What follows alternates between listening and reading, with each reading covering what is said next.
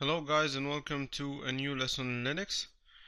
This lesson is about the pwd command, and the pwd command is the command that shows you your position and where you are. Okay, so now first I will type ls to display the directories and files that I have over here. And let's, for example, go to this directory over here, dir1.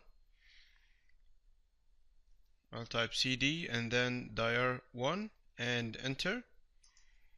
Okay, now the pwd over here is the shortcut or the short word for print working directory. So now I have typed the command pwd and I'll press enter, and as you can see it have told me where is my path. I am under /root under /dir1. Okay, for example, now I'll type ls and enter, and I found another directory inside dir1 by the name dir.a.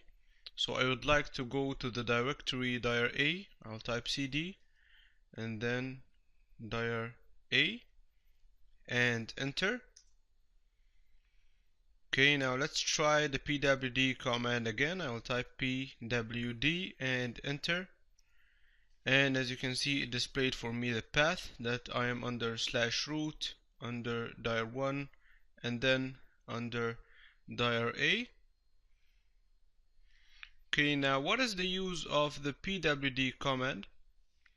A lot of time when you are working on Linux, you enter and change between many directories to execute commands or check up files, and then in the middle of all of these operations you suddenly get lost and forget in which directory you are on.